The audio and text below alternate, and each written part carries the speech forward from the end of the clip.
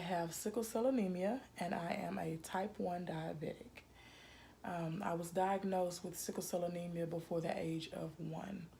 And what that is a blood disorder where your cells are shaped as in a crescent moon or a sickle shape instead of being rounded like normal cells.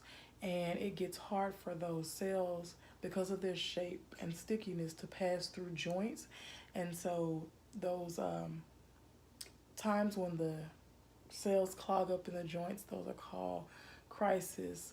And a crisis causes excruciating pain, debilitating to the point where you have to go to the hospital and receive drugs. There is no cure at the present moment, and there's not really any treatment. They use hydroxyurea, which was a medication that was discovered through trial and error from cancer. And so they use that for sickle cell patients as well. And that's just to lengthen the time between crises to help you go a longer period of time without having the pain crisis and having to be hospitalized. Some sickle cell patients have blood transfusions regularly and things of that nature. I'm also type 1 diabetic. I was diagnosed with that in 2005, and I believe they told me that it was a result of like a complication of sickle cell anemia. So that's what I battle with on a day-to-day basis. Honestly, when I first met you, I had no idea that you had anything that you were having to deal with day to day, which was so inspiring to me once we finally had that talk, which I later discovered you intentionally do that. I do. You don't tell people that you have either of the illnesses because you don't want to be, is it labeled or? Yeah, several reasons. One of the main reasons, I just want to be looked at normally, like a regular person. And so I've always tried to hide it initially so that people would view me as a regular person. And then when they found out what I was dealing with, they wouldn't, treat me so differently.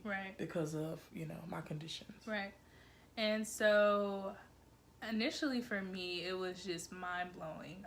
Once you explained how the impact of sickle cell anemia was on your life, I mean, from childhood into adulthood, right? Because I think starting early out, you were hospitalized all the time.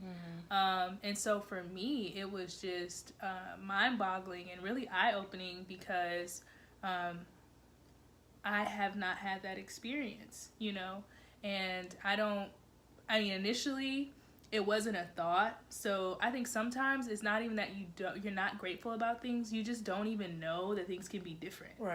And I think for me, that was initially what really made me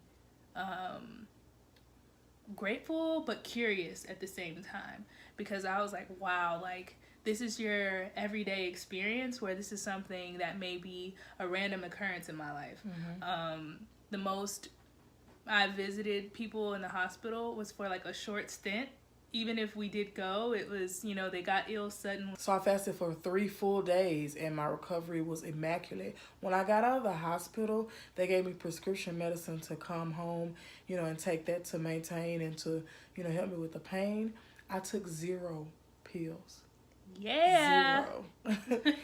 And previously though, you had to, right? Yeah, I had to. Before I went plant-based, I had to take medication to function daily. At least every other day I was taking pain medication just to be able to get out of the bed, to go to work, to do what I needed to do, my extracurricular activities, because I still wasn't stopping. I still wanted to, have fun and and do musician stuff and workshops and gigs and playing around and stuff like that. But I needed medication in order to just function, because I even had an ailment where my foot was bothering me and it would hurt every single day.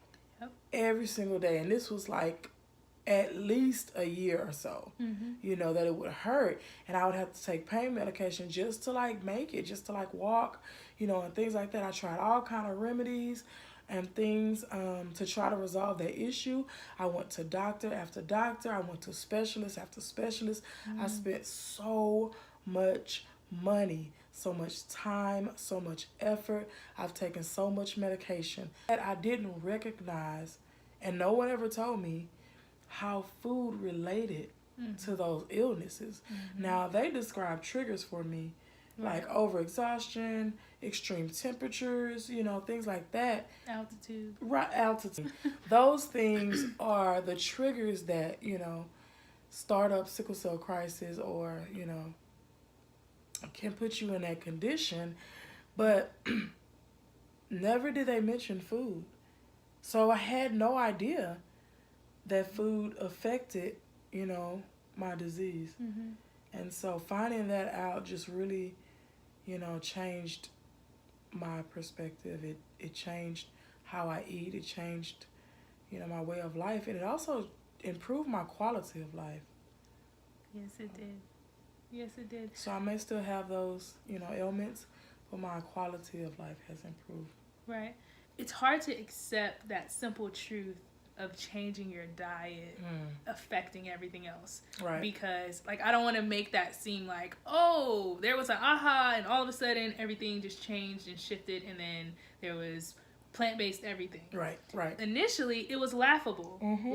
You were like, are you serious? I've been dealing with this. This is how it's going to be. And it is what it is. Because that's what I was always told. Right. Doctors, professionals, people that went to school, for degrees and things like that in the medical field, always told me that this is how it's going to be. This is your plight. And I think that's the importance of advocacy. Right. And knowing that you have to fight for your health. You have to get knowledge and wisdom. That's why we always emphasize that. Because you are your own best, advocate. Because you know how you feel. Right. You know what your pain is like. Only you can describe what it is you deal with day to day.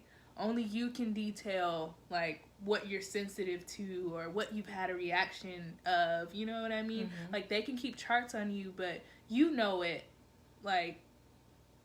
from the start. Yeah. And you can document it and you can pay attention. And you have to be dialed in. You have to value yourself and your body enough to do the hard work, like Oprah says. Do your work, like Iyanla says. I think that is critically important because I didn't realize that. I thought you go to the doctor, they tell you what's wrong, you take the medication, and your situation or issue is eradicated. And there are some things that even science can't help you. Sorry, boo. But what I'm realizing is while there are facts, there is data, there is research, you also have to do just as much yourself. And unfortunately, when you're ill, you're not in a place where you can do that. And I think that's why it's important to have people around you that can support you and help you in that effort.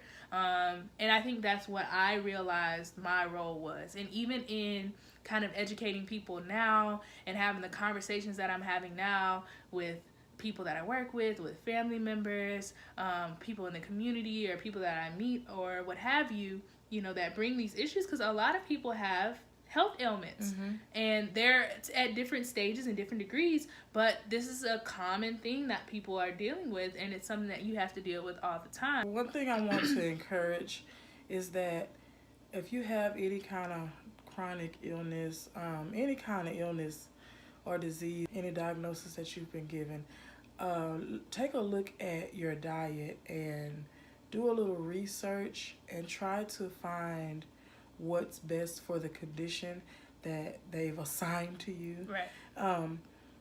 And don't count out diet, because it doesn't seem like it affects you, but it really does. And another thing I wanted to add, as far as my hospital visits and things and being an advocate, I used to believe that you had to do what they said or what they recommended.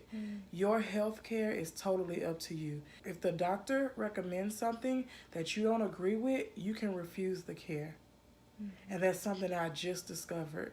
Some of the things that they were trying to give me, I had to refuse because they were just doing it just to do it. Some of the doctors who were assigned to my case didn't even know what sickle cell anemia was. They were sending specialists, orthopedics in there, and people who had never heard of sickle cell, who did not have any kind of knowledge of what it was or how to treat it, and they were just throwing things at it. And when they start throwing things at your condition, you can say no, you can say stop, you can do your own research, and you can be your own advocate.